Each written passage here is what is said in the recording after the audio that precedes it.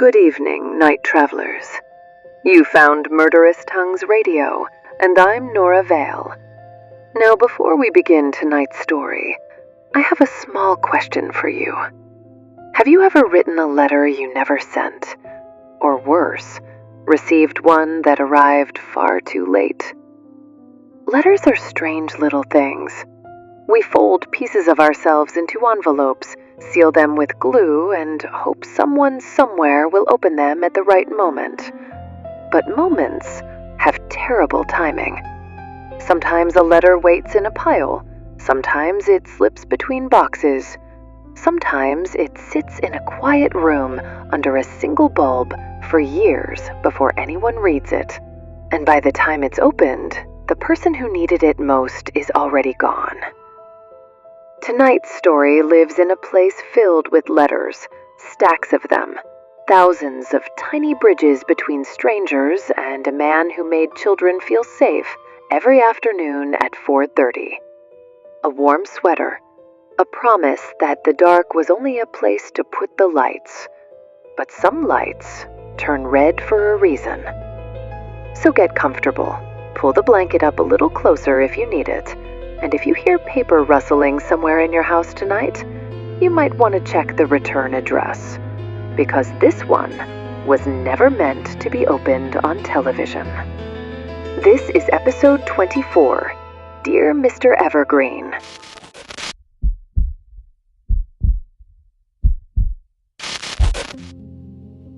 I have held his hands since before the world learned to hurry, before cable multiplied channels, before remotes replaced standing up, before voices could travel without paper, stamps, and patience. Back when kindness arrived at the same hour each week through a wooden television cabinet that hummed like an animal sleeping in the corner. I am the desk where Mr. Evergreen built his gentle empire. Oak, heavy, polished until my grain looks like water trapped mid-current. 20 seasons of palms and envelopes and index cards have worn me smooth.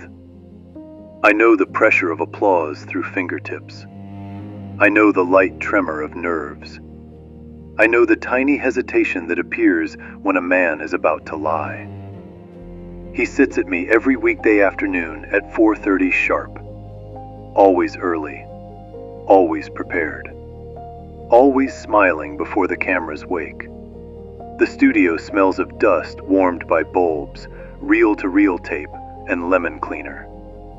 The set behind him glows with permanent autumn, painted trees, a window that suggests afternoon, a rug that never sees mud.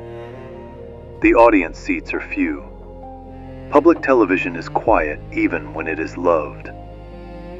2 minutes, the floor manager calls, clipboard tucked beneath his arm. Mr. Evergreen nods without looking away from his note cards.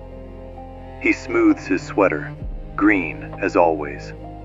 The color of parks, of library carpets, of safety. He sets his tea on my right side. No coaster. He trusts me to forgive stains. Then he smiles toward camera one like he is greeting a friend who will never ask him for anything he cannot script. The red bulb above the camera clicks on. "Hello, friends," he says, voice low and warm. "I'm glad you're here." Across the city, children settle on carpets with untied sneakers and homework still unopened. In kitchens, mothers smoke at sinks. In living rooms, fathers stare at nothing. Houses become quiet in the specific way they do when nobody wants to be awake in them.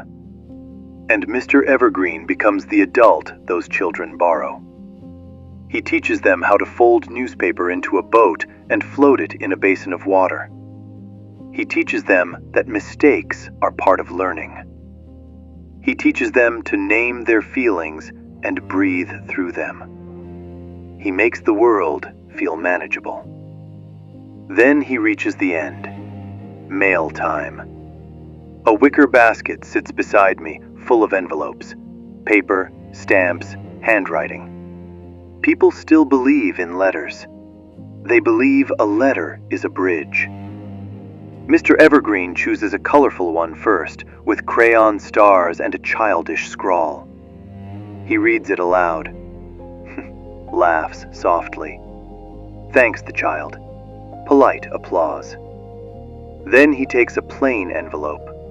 No drawing, no glitter, no return address. Just neat block letters. Mr. Evergreen, Channel 9, Public Television. He slides the silver letter knife beneath the flap. The paper gives with a whisper. He pulls out a single sheet and begins to read. Dear Mr. Evergreen, I watched you every day after school. I pretended you could see me. You said, sometimes the dark is just a place to put the lights. I wrote that on my wall. Thank you for being the kindest voice in my room. A friend. He smiles, a practiced softness that melts audiences. That's a beautiful thing to remember, he says gently. You're right, friend. Even when things feel dark, there are always little places where we can put our light. And I'm really glad you found one. He nods once, as if sealing the thought. Thank you for sharing that with us. The show closes. Theme music. The screen fades. The red on-air light clicks off. The studio exhales. But his fingertips remain on the folded letter for a beat too long, as if he can feel heat through the paper. I know that touch. It's the touch of recognition that refuses to name itself. The first letter doesn't scare him. Not yet. Gratitude is common. Gratitude is safe. Gratitude is something he can accept without owing anyone a life. It's the second letter that begins to disturb the air. It arrives a week later, slipped into the usual stack, sorted by interns with bright eyes and kind hearts. Same plain envelope, same blank return, same careful hand. Mr. Evergreen opens it in his office, away from the set. I feel the change in him as soon as he brings it to me. His palms slightly damp, his posture more rigid, like he expects the paper to bite. Dear Mr. Evergreen, I liked your old sweaters better, the ones with the elbow patches. Back then you tapped your finger on your desk when you thought. I used to tap at the same time, so we matched. I wore the sweater you sent me, even though it was too big. It smelled like your studio. A friend. His finger begins tapping without him noticing. Tap, tap, tap. He stops, stares at his own hand as if it has betrayed him. Quite a memory, he murmurs, but there's no humor in it. He does not read this letter on air. Instead, that night he chooses an easy one, crayon hearts, misspelled words, and keeps his smile intact for the audience. He waves goodbye, tells children they're important, tells them to be kind to themselves. And then he drives home in silence. His car is a brown station wagon with a cracked vinyl dashboard and the faint smell of coffee. The radio is off. The city lights smear on the windshield like wet paint. He takes the same route he has taken for years from the studio to his house, a route learned by muscle and routine. He reaches the intersection where the traffic light always seems to ignore change, no matter how long he waits. Red. The glow spills through the windshield and paints his hands on the steering wheel the color of blood. He stares at it the way people stare at things that are keeping them from arriving. For a moment, the car around him doesn't feel like the present. It feels like an old scene replaying itself, the kind you don't know you've been saving until it starts running. In the back seat, a child's voice appears, small, hopeful. Dad, look, I made something. Mr. Evergreen tightens his grip on the wheel. He can hear paper shifting, feel the small impatience of a child trying not to be annoying. He remembers thinking about tomorrow's segment, about a phone call he still had to make, about being late. "Hold on, Daniel," he hears himself say. "Just a second." The light changed. He pulled forward. Later, he realized he had never asked. A horn honks behind him in the present. The light has turned green again, and he jerks forward as if waking up. He drives home, jaw clenched, and tells himself it's nothing. At home, the house is too clean. Awards in frames, photos of Mr. Evergreen with smiling children, a plaque from the governor, thank you letters from hospitals, a life documented as goodness. The kitchen phone rings. 6 rings. The answering machine clicks. A cassette whirs. A young man's voice, tired and careful. "Hey, Dad, it's me. Call me back." Mr. Evergreen grabs the receiver, breathless, the word tearing out of him before he can stop it. "Daniel?" There is a pause on the line. Then, uncertain, I'm sorry. I think I've got the wrong number." Static hums softly between them. I'm sorry," the voice adds. A click. The line goes dead. Mr. Evergreen stands there with the receiver pressed to his ear, listening to nothing. Slowly, he lowers it back into its cradle. He stays like that for a moment, as if the voice might come back. Then he sets it down carefully, the way he sets down everything that might break him, and says nothing. 2 days later, Mr. Evergreen is in the studio, rehearsing a segment about patience. He is standing beside a table covered in construction paper and glue sticks, explaining to a camera operator how he wants the shot framed. "It's important they see the mistake," he says, "so they know it's okay." An intern appears at the edge of the set with a small stack of mail. "These just came in," she says. Mr. Evergreen nods without looking, takes the pile, and thanks her. He sets it on me between his notes and his tea. Only later, when the studio is quiet again, does he open the plain envelope with no return address. "Dear Mr. Evergreen, when I was 9, I wrote you about my science fair. I made Saturn with real rings. I wanted you to say my name at the end of the show so I'd know you got it. I waited. You never did. A friend." Mr. Evergreen's breath catches on the word waited. He stares, eyes unfocused. Daniel had a science fair once. Saturn with rings. He remembers that much, vaguely, like a photograph you've seen but don't remember taking. He remembers coming home late, seeing a poster board leaned against the wall, hearing someone say, "It's fine," and believing them because it was easier than checking. He stands abruptly. "Do we keep old fan mail?" he asks a producer in the hall. The producer shrugs. "Some. Basement storage." Mr. Evergreen nods too quickly. Curiosity is his favorite disguise. He goes to the basement. Storage smells of cardboard and old carpet glue. Boxes stack like a city of forgotten gratitude. Mail, 1974 to 1979. Fan art. Kids Club. Misc. He tears through them with hands that no longer perform. These hands are raw now, impatient. He finds thousands of letters from strangers' children reaching toward him. He finds his own name written 1,000 ways. And then, at the bottom of an unmarked box, he finds a small envelope. Child's handwriting. Blocky. Careful. "Mr. Evergreen, please read." No return address. His hands begin to shake. He opens it.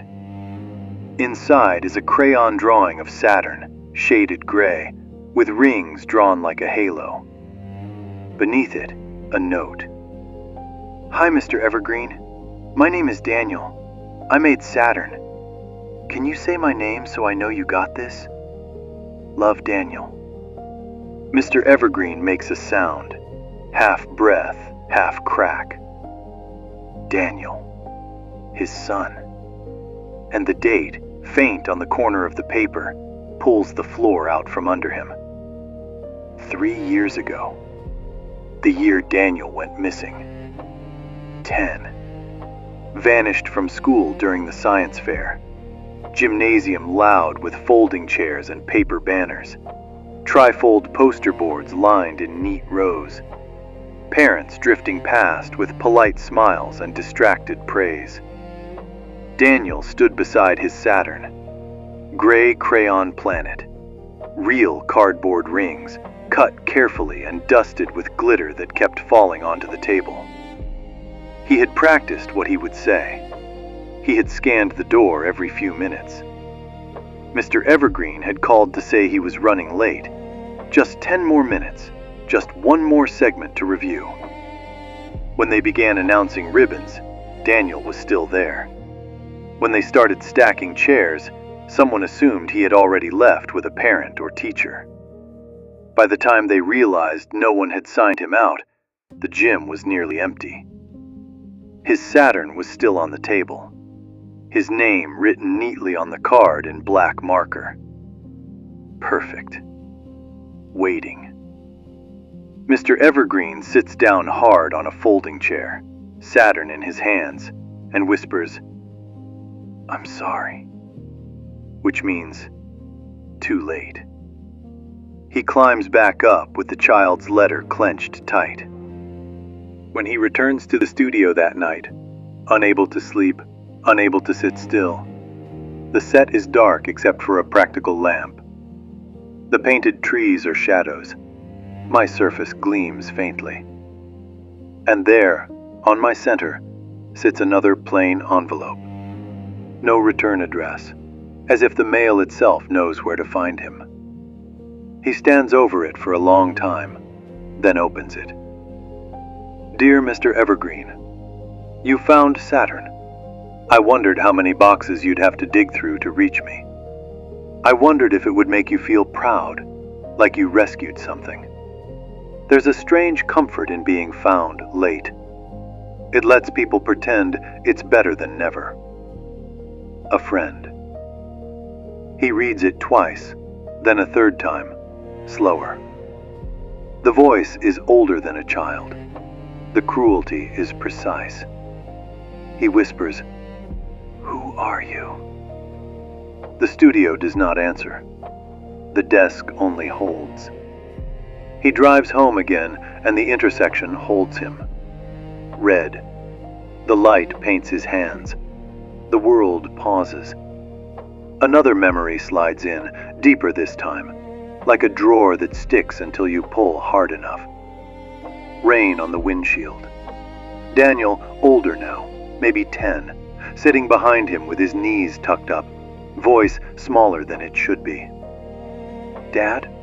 Daniel had said, quiet. "I don't like it when you're gone."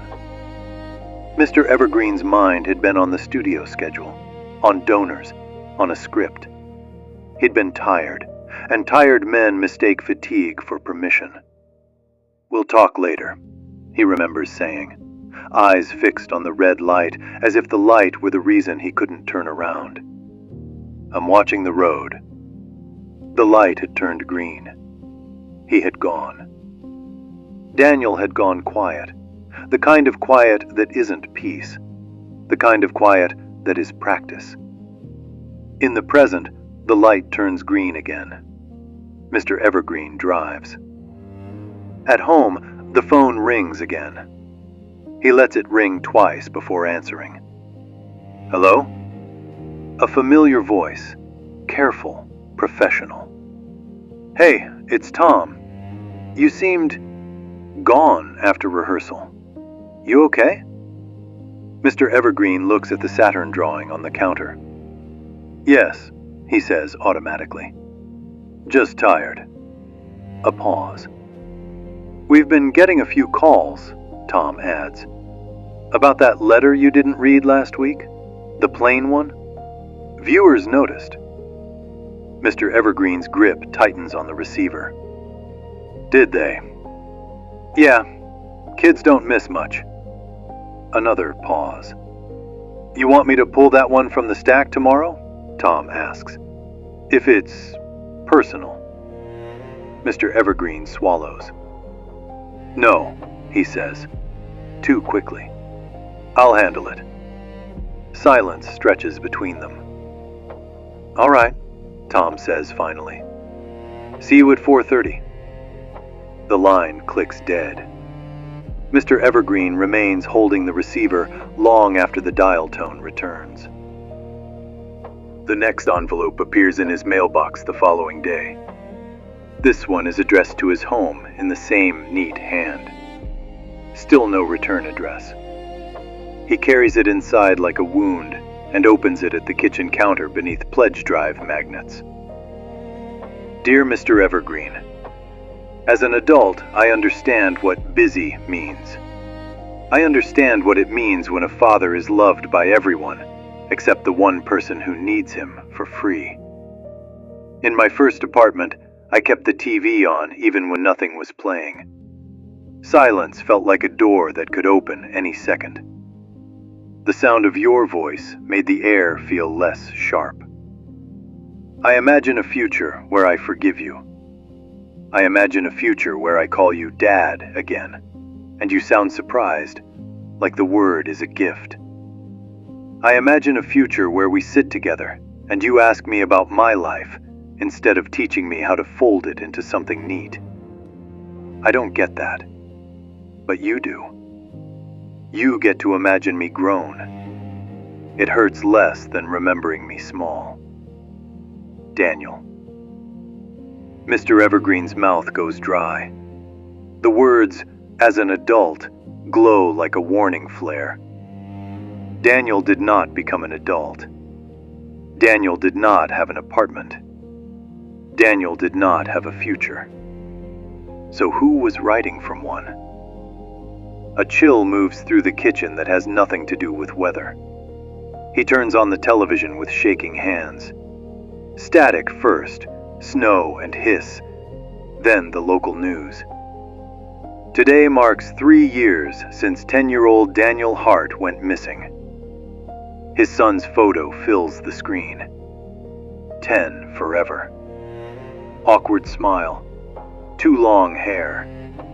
A face that hasn't had time to become hardened or forgiving. Mr. Evergreen's breath comes shallow. He didn't notice the date.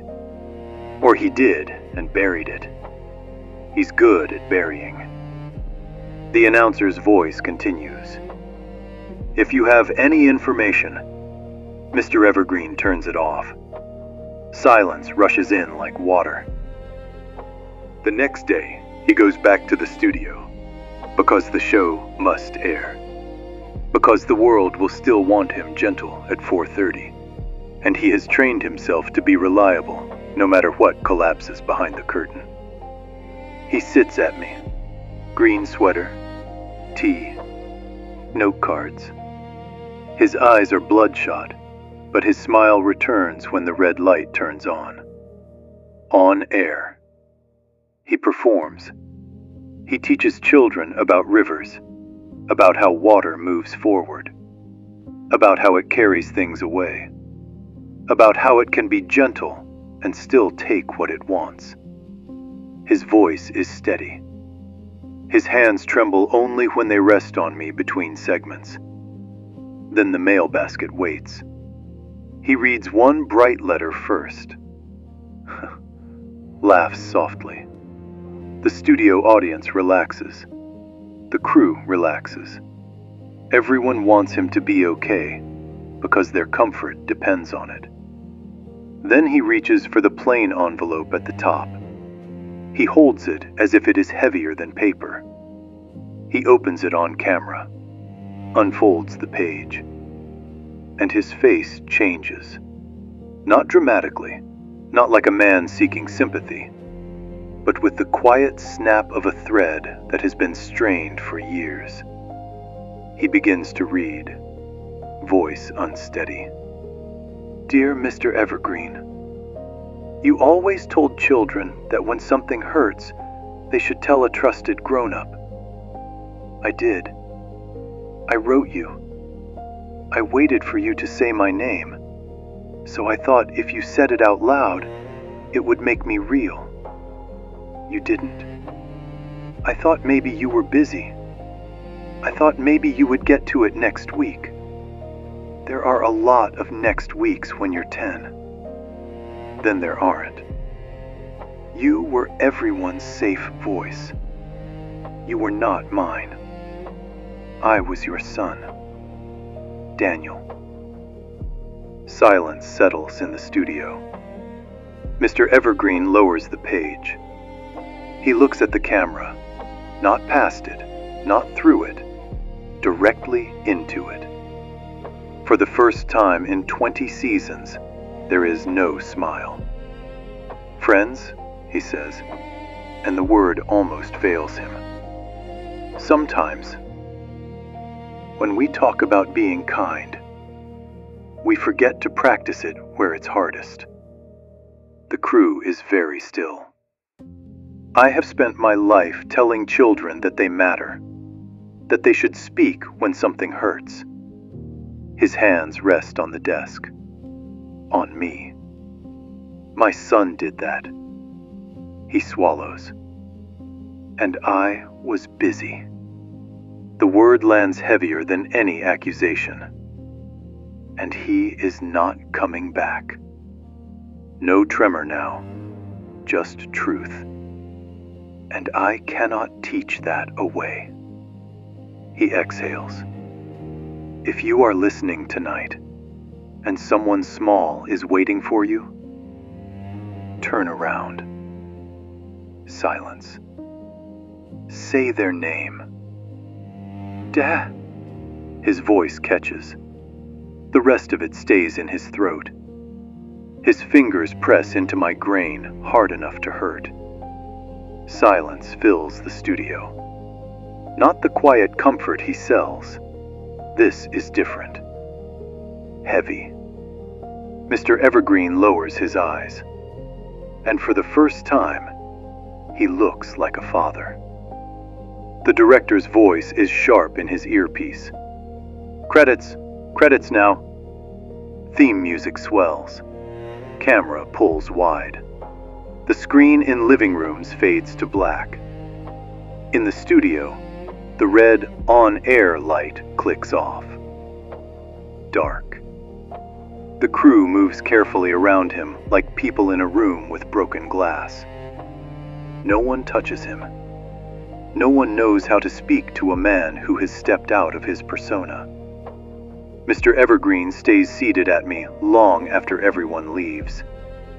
One lamp remains, casting a small pool of warmth like the last circle of a campfire. He holds Daniel's crayon Saturn in one hand and Daniel's adult letter in the other. Two versions of the same voice. One real, one impossible. Both reaching. He whispers, Daniel. The name falls into the studio like something dropped down a well. He stands slowly, gathers the letters into a neat stack because he cannot help himself. Order is the only prayer he knows. He walks out of the studio and into the night, and he drives home. The city is quiet in that late-hour way, storefronts dark, streetlights humming. He reaches the same intersection, the same traffic light. It turns red as if it has been waiting for him. The glow paints his hands. He stares at it. And the third memory rises, the deepest one, the one his mind has kept buried under years of busyness and televised gentleness. Daniel is 10 in the back seat, quiet, small for his age. Dad, Daniel had said, staring out the window. "If I got lost, would you come find me?"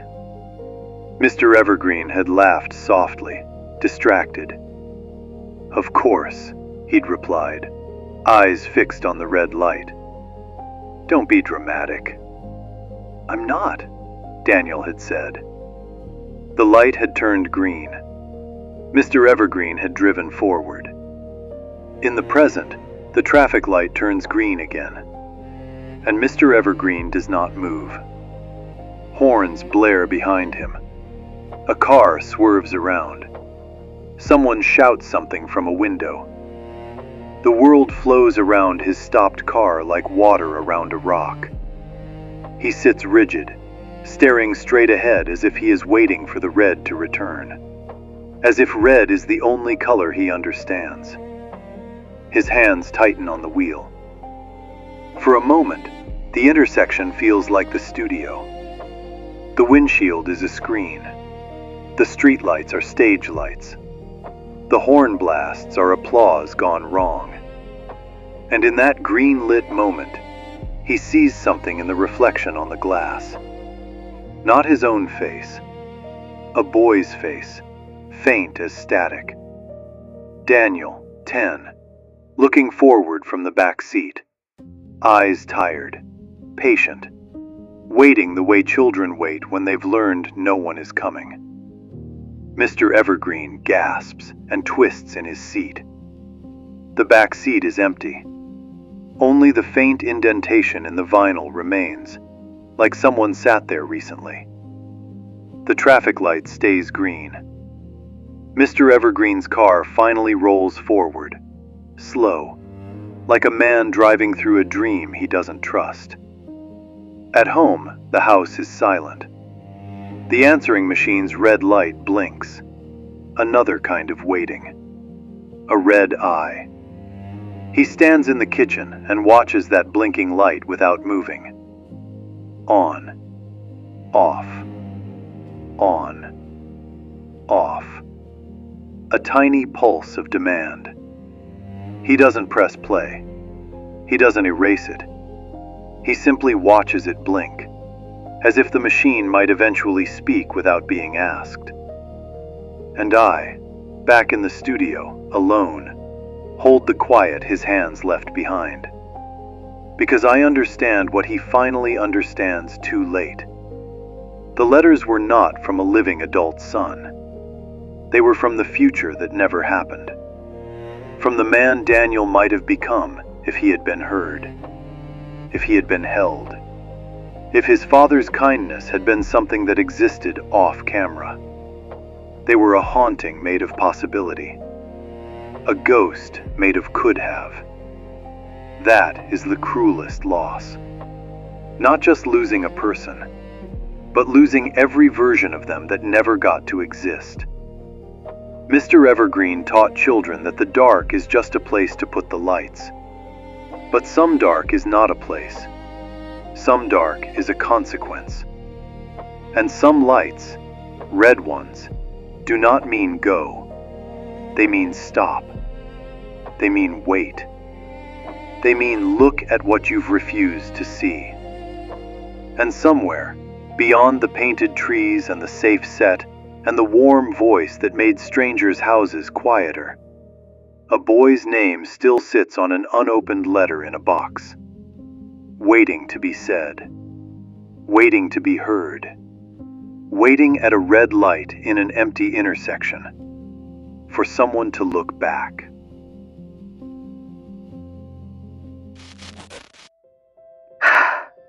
Well, that was Dear Mr. Evergreen, a story about a man who spent his life teaching children how to be heard, and only learned too late how quiet a child can become when they aren't.